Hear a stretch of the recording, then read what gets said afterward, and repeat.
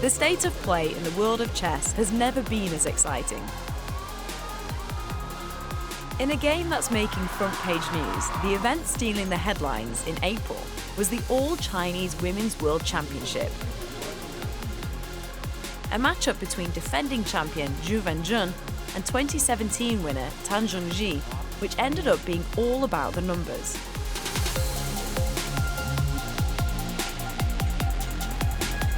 The best-of-12 title match was split evenly between the two players' home cities. The first 6 games played in Zhu's hometown, Shanghai, before moving to Chongqing for the remaining games. Game 3 was the longest match, lasting 87 moves and over 5 hours. It saw the defending champion bounce back from her Game 2 defeat to level the overall score after 326 minutes of play. Having first won the title in 2018, the world number 2 was looking to become just the 4th player in history to win the 5 titles in a row.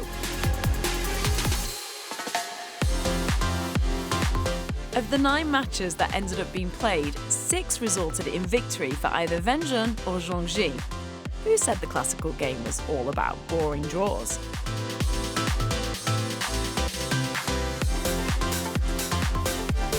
The shortest victory of the World Championship came in Game 7, lasting a mere 47 moves and 242 minutes.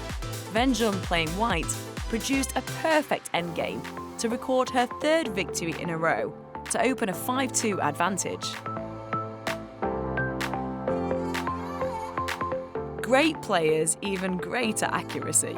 Playing black in Game 8, the defending champion showed her class by scoring an exceptional 98% accuracy to secure victory number 5 of the title match. In the end, it only took 9 games for Wenjun to retain her title. A draw leaving the 25-year-old with an unassailable 4-point lead, courtesy of 5 wins and 3 draws. And it all took place during 2,246 minutes at the board, leaving Wenjun to celebrate her 5th world title.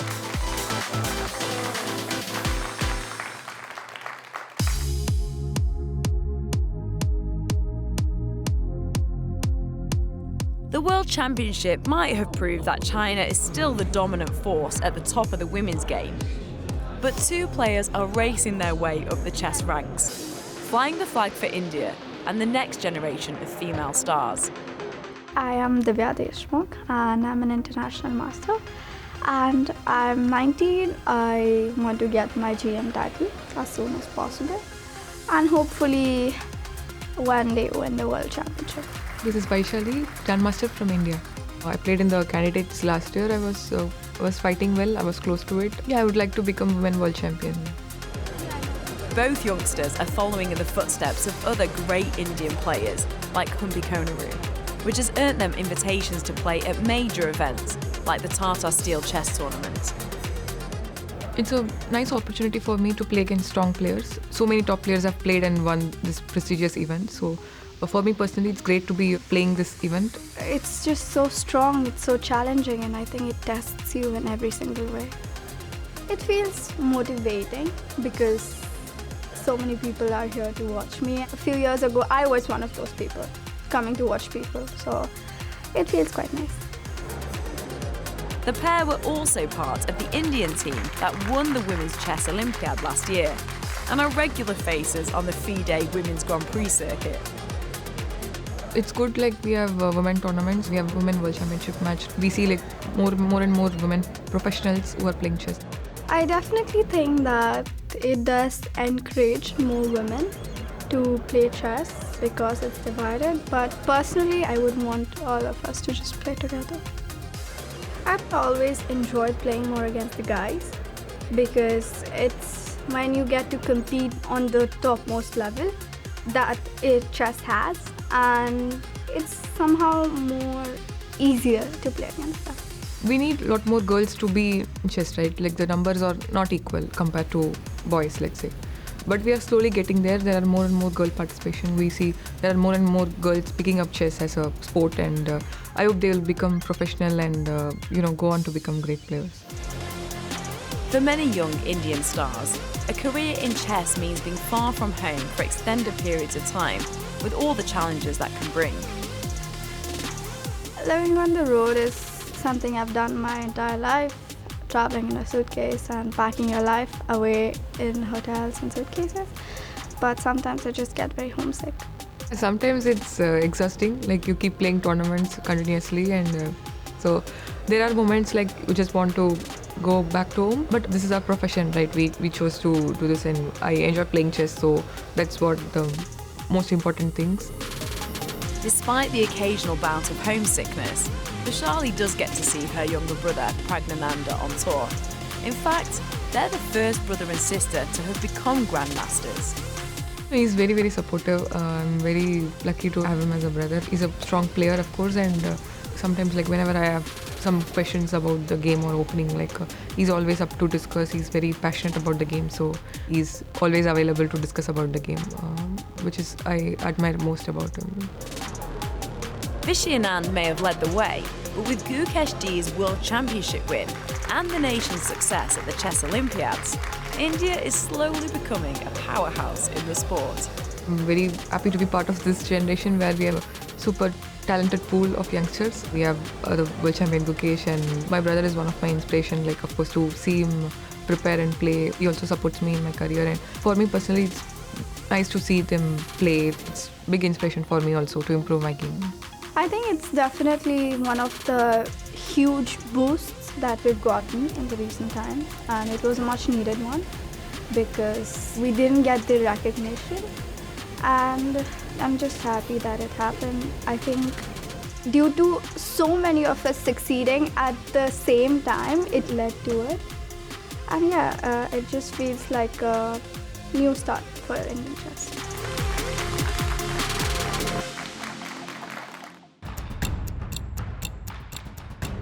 They're masters of performing under pressure over the board. But what are the sport's best players like doing the same thing away from competition? We're finding out by putting chess's best grandmasters up against the clock. Today is the turn of the Netherlands' current number 2. My name is Jorden van Foreest. I'm a Grandmaster from the Netherlands. I would describe my style of play as dynamic. My greatest strength is probably my creativity, but I could work more on my accuracy. My favorite opening would probably be the Sicilian because it's always dynamic, sharp, and leads to interesting games. I prefer playing over the board for sure because I can look my opponent in the eye. I enjoy looking at my opponents. When I win, it looks good. All of the top-rated players in the world are really tough, but for me, the players that are really tough are Carlsen, Caruana, and Abdusattorov.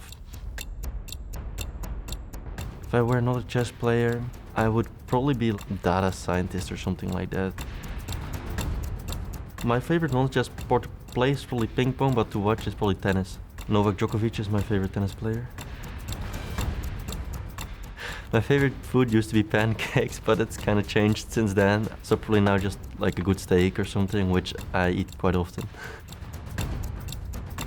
I love spending time with friends between the rounds at tournaments, or in general. I also like going to the gym, for example. I like to have a couple of good books with me. I don't read a lot, but it can take my mind away from the chess. I used to study Kasparov's games a lot when I was younger, and I really like his style of play. My favorite competition is probably the World Rapid and Blitz. It's just one of the best events in the year, always leads to fun games, and a lot is at stake as well. Losing never feels good. I try to learn from my losses, but I'm never happy losing for sure. My biggest goal for sure is becoming Dutch number one day. Right now Anish Giri is in the way, but also getting to the top 20 in the world is something which is achievable and which I can work towards. In today's digital age, Businesses require more than just an idea. To stand out from the crowd, you need a strong digital identity.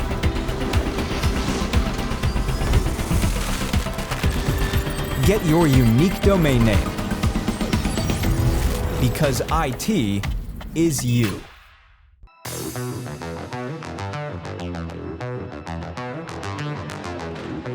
The women's game is at the forefront of the chess revolution currently underway, but it's not the only hot topic making the headlines. So what are the factors helping turn the game into a sport that's really getting people to sit up and take notice? The game has changed a lot, and you really see that the players are getting younger and younger. Computers and the internet have really made it more easy for anyone to get better at chess. In the old days, you needed your books and you needed a trainer, so you needed some kind of investment actually. And if you couldn't afford that, it was harder to get through to the top of the chess world. 30, 40 years ago, maybe the chess was more a little bit of an art, and the chess has now become more of a sport, where players really take things very seriously. You can find them in the gym on the rest days, for example, and they are fit and they can play the long games and stay sharp for many hours in a row, which gets more and more important these days. The growth of AI and the online game has changed the sport for the players, but also for viewers, allowing chess to become more popular than ever. Chess grew incredibly during the pandemic. The Queen's Gambit also helped to rise the popularity of chess a lot. And then the streamers, of course, the influencers, the YouTubers, Levy Rosman, Gotham Chess, Chessbase India, they really helped to make chess not only a sport and a game that you can do, but also something you can watch and enjoy watching, with a lot of fun videos, a lot of emotion. There are millions following remotely, so our job is to bring the tournament to them. The commentary is a big part of that. You can watch that stream, so you can follow, every second of it if you wish. And my job, I think, is to bring the players, first of all, what they thought about the games, but not just. I always feel it's a challenge for me to get the fans, give them the opportunity to get to know the players a bit beyond the chessboard as well. The biggest growth area for chess has to be India, where the technology is allowing the playing pool to grow and the fan base to grow too, behind their new teenage world champion. Technology has made it easier to follow chess, which is why, those final moments when Gukesh won and he was crying, smiling, all those emotions just touched everyone's chords. Social media, it was all over the internet, Instagram, Twitter, Facebook, all of the platforms. So that makes it really special. I think about it sometimes, like if I was doing the same thing that I was doing in 2008 when Vishy Anand beat Kramnik, I think people would have gone crazy at that point as well. It's just that we are in a different era. So I feel like it's now kind of rolling in a way where the top players are inspiring the younger generation. They come up, they will inspire the next generation. So it feels very, very promising that this boom of chess in India will keep rolling for years to come if done in the right way. The online game has made the sport more accessible, but does it pose a challenge to the over-the-board tournaments? Playing chess over the board, it's always preferable, but of course the online boom we had since pandemic, and I think we have had a lot of attraction to the sport, a lot of sponsors have come forward to support the game, so it's very good for us. But my main focus is always the over-the-board games. I prefer playing on the board. I mean, online is good in terms of you don't have to travel, but I still prefer over the board. I think people my generation usually like to play online chess, as I do. I would rather play online chess than classical, I guess, because it's less stressful. But of course, classical is much more important to me.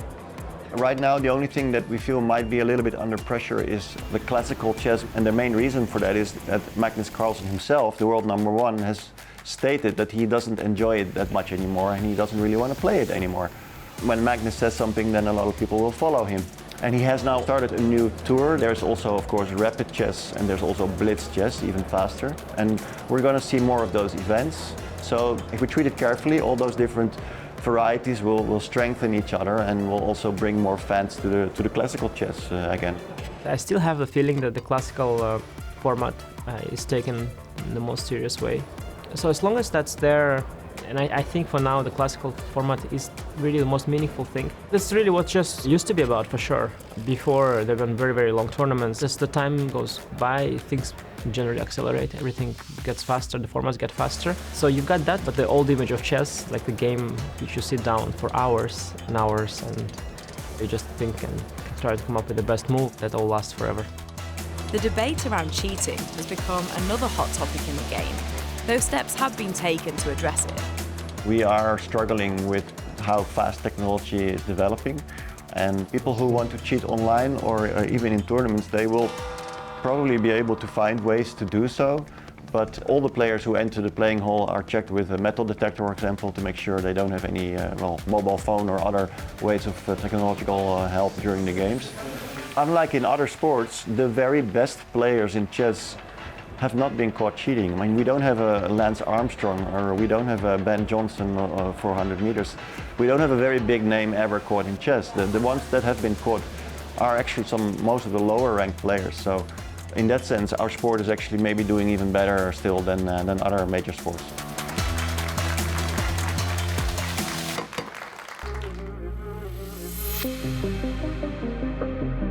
The iconic World Chess Championship set, approved by FIDE for elite events, uses a handmade board constructed from some of the world's finest wood. Inlaid with the World Chess logo and designed by Pentagram, the boards are made by expert craftsmen at a factory near Barcelona in Spain. My job here is to ensure that all the materials used in the manufacturing of our chessboards are of the highest quality, and that all the work we do is done with precision and is done with the best materials. The boards are constructed using expert craftsmanship to an exacting standard that ensures a world-class playing surface. The first process is the selection of the woods that we use. We use the very best woods. Nice woods like American walnut, teak from Thailand. We use a lot of mahogany, ebony. We use all types of high-quality wood so that combined they can be pleasing to the player's eye. The second part of the process is the cutting with precision of each square and the assembly of the squares to make the board just perfect. And this is based not only on really good machinery, but also great craftsmen. At the end of the process, we obtain a chessboard that has a fine and delicate finish, so that the players can slide their pieces across the board with a smooth and delicate movement. The result is a board used by the sport's greatest players at some of the most important chess events around the world.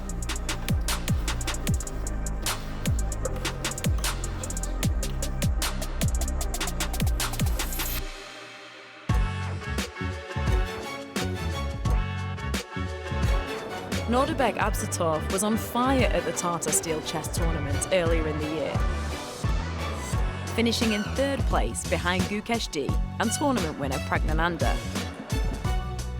One of the 20-year-old's best games was his round 5 matchup against 2021 champion Jorden van Foreest. Going to my game, I knew that he would be an ambitious player. I mean, he would not try to play for a draw, but he always has his ambitions. 2 years ago in this tournament, in the final round, I lost to him. That was a very painful moment for me because I was leading whole tournament without a single loss, and in the final round I pushed too hard and lost the game, and that cost me the first place in the tournament.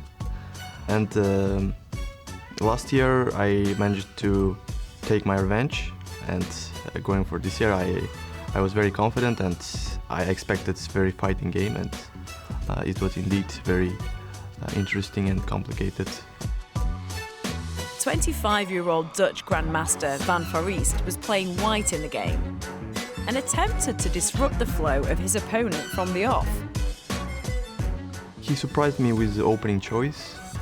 I didn't expect this opening from him, so I tried to remember my analysis, but I didn't quite manage. And after that, he put me under some pressure, and I felt that I'm under extremely serious pressure, and I started to think. I got a pretty good position from the opening, but honestly after that he played really well. I don't often say this, but I basically just didn't stand a chance. I made a couple mistakes, but he was incredibly accurate in punishing them. I had to, refocus and just focus to making good moves, and then I managed to complicate the game, and eventually I managed to play some good moves and take the position into my favor. The key moment of the game happens on the 13th move, when Abdusattorov finally saw his chance to turn the tables on his opponent. When he played bishop e2, I realized that I have a chance to play actively and complicate the game, and that was indeed the moment when the game turned into my favor. Even when you're worse with good defense, usually you do make the draw, but in a practical game it's always hard to defend perfectly, and this position was an either-or situation, as in either I would escape and I would be completely fine, or it was just completely over, so there was like no in between. And it turned out that he had everything perfectly calculated. His finish was just sublime. So usually I'm pretty upset when I lose, but that specific game I just had to say, like, he played so good today. There was little I could do. He just played a lot better than I did, and yeah, sometimes that just happens when you're playing these world-class players. Our game was very, very interesting, very complicated, and at the end I managed to out-calculate him, and I won the game.